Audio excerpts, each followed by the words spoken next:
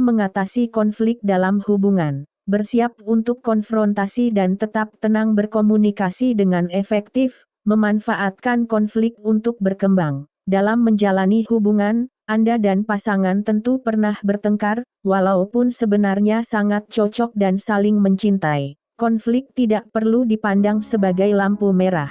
Dua orang yang hidup bersama pasti kadang berselisih pendapat. Konflik sebenarnya merupakan komponen penting dalam upaya memperkuat ikatan. Oleh karena itu, pelajari cara menangani konflik dalam hubungan, dan usahakan agar konflik tidak menyebabkan kerusakan permanen. Bagian 1.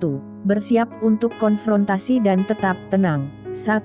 Waspadalah terhadap HALT. Kelompok Pemulihan dan Pengembangan Diri menggunakan akronim HALT yang merupakan kependekan dari Hungry, Angry, Lonely, dan Tired, untuk menentukan kondisi tertentu yang membuat Anda lemah secara emosional. Penggunaan akronim ini bermanfaat bagi semua orang yang menyadari mereka tidak berdaya, dan tidak dapat menghadapi situasi bermasalah dengan efektif, seperti argumen dengan pasangan. Terkadang, Anda perlu memenuhi kebutuhan mendasar terlebih dahulu sebelum mencoba menyelesaikan konflik hubungan. Yakinkan diri sebelum berkomunikasi dengan pasangan. Jika Anda merasa lapar, marah, kesepian, atau lelah, alangkah baiknya menunda diskusi sampai kebutuhan tersebut dipenuhi.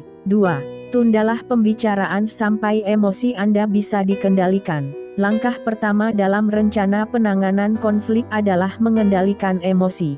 Jika Anda membiarkan kemarahan, frustrasi, atau penolakan mengambil alih, Anda tidak akan bisa menilai situasi dengan lebih baik dan bisa saja akhirnya Anda mengucapkan atau melakukan sesuatu yang nantinya akan Anda sesali. Apabila emosi Anda bisa dikendalikan, Anda dapat melakukan diskusi yang produktif untuk hubungan. 3. Aturlah emosi dengan teknik menenangkan diri sendiri. Jika perasaan Anda terus saja mengalahkan penilaian, Anda harus mengendalikannya terlebih dahulu.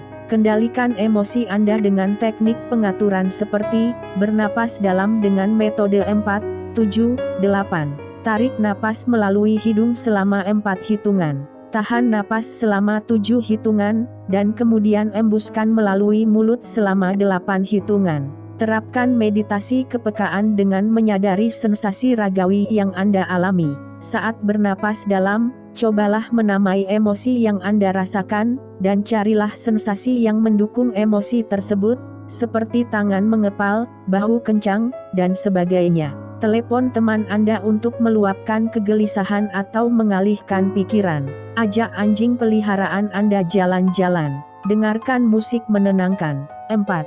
Tuliskan. Buku harian adalah cara ampuh untuk meringankan stres, memahami apa yang sedang dipikirkan, dan menata pikiran setelah pertengkaran. Menulis buku harian dapat digunakan sebagai teknik pengaturan emosi, atau sebagai bentuk pemecahan masalah, atau keduanya. Ambillah pena dan tuliskan masalah yang sedang Anda hadapi dengan pasangan. Gambarkan sebanyak mungkin detail tentang apa yang Anda pikirkan, rasakan, dan ingin dilakukan. Mencurahkan masalah ke atas kertas dapat membantu Anda untuk lebih memahami perselisihan dari kedua sisi. Anda juga dapat menggunakan buku harian sebagai sarana, seolah Anda mengutarakan apa yang ingin Anda katakan kepada pasangan setelah bertengkar. Anda dapat memulai dengan, "Sayang." Proses menulis apa yang Anda rasakan dapat membantu mengklarifikasi pikiran, dan memutuskan apa yang harus dilakukan.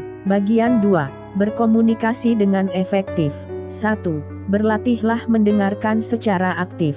Komunikasi adalah kunci yang membuka pintu konflik. Komunikasi efektif mengharuskan Anda untuk mendengarkan pasangan baik-baik dan penuh perhatian, begitu juga sebaliknya. Banyak masalah yang akan timbul apabila selama berkomunikasi Anda hanya mendengarkan untuk menjawab, bukan mendengarkan untuk memahami. Cobalah kiat mendengarkan aktif berikut ini. Hilangkan gangguan, misalnya dengan mematikan TV dan menonaktifkan suara ponsel. Menghadaplah ke arah pasangan. Condongkan tubuh ke arahnya. Buat kontak mata. Dengarkan perspektif pasangan sepenuhnya sebelum bicara. Ucapkan lagi apa yang Anda dengar dengan bahasa Anda sendiri, misalnya, sepertinya kamu bilang, usahakan berempati dengan mencari sesuatu yang Anda setujui dari perspektif pasangan. 2. Gunakan pernyataan aku. Saat tiba giliran untuk mengutarakan perspektif Anda, pastikan Anda bicara dengan efektif. Kombinasi yang bagus digunakan adalah pernyataan aku digabungkan dengan pernyataan X, Y, Z.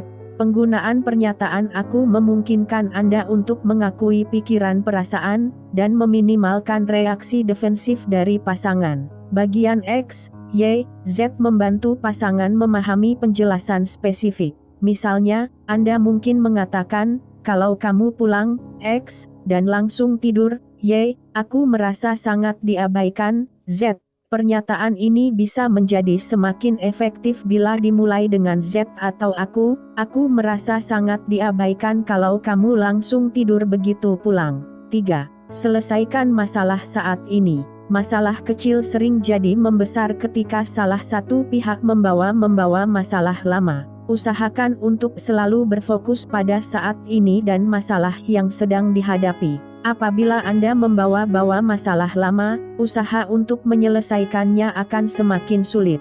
Jika itu terjadi, Anda atau pasangan bisa langsung mengatakan, sayang, jangan mengungkit masa lalu. Sekarang ayo kita cari cara untuk menyelesaikan masalah satu ini. Oke? 4. Tunjuklah perilakunya, bukan orangnya. Hambatan lain yang berpotensi menghalangi komunikasi efektif adalah ketika Anda menyerang dia, bukan masalahnya. Jika salah satu pihak mulai mengomel tentang kepribadian pihak lain, sikap defensif dan kemarahanlah yang kemungkinan akan muncul. Bicarakan perilaku spesifik pasangan, seperti kebiasaan membiarkan pakaian kotor berserakan di lantai, bukan dengan mengatainya jorok atau pemalas. Pasangan akan jauh lebih bersedia memperbaiki perilakunya jika Anda tidak menghinanya secara umum sebagai pribadi. 5. Duduklah bersisian. Diskusi menegangkan sulit diarahkan tanpa mempertimbangkan kontak mata.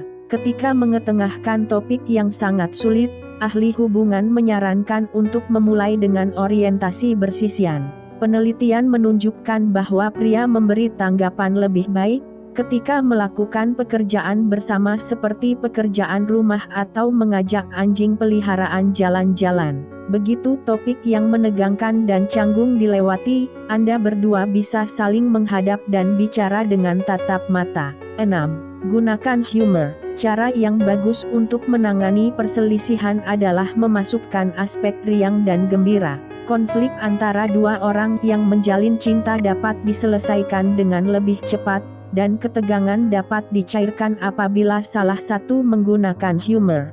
Humor harus digunakan pada waktu yang tepat.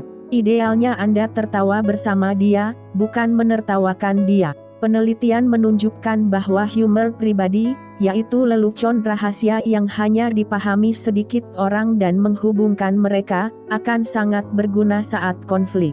Misalnya, jika pasangan Anda sering tertidur dengan TV menyala, Anda bisa bercanda dan menanyakan apakah dia masih menyaksikan acara favoritnya itu dalam mimpi.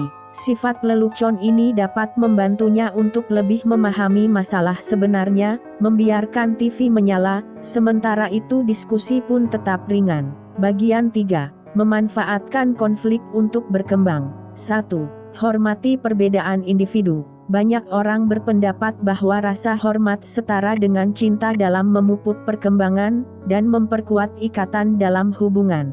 Hubungan Anda hanya akan berjalan lancar apabila Anda membuat pasangan merasa dihormati. Menghormati perbedaan pasangan artinya, menunjukkan pengertian bahwa pendapat, pemikiran, ide, dan keyakinannya mungkin berbeda dari Anda. Menunjukkan minat pada pendapat uniknya, mengakui pendapatnya bahkan seandainya Anda tidak setuju. 2. Rayakan setiap pertengkaran yang berhasil diatasi bersama-sama.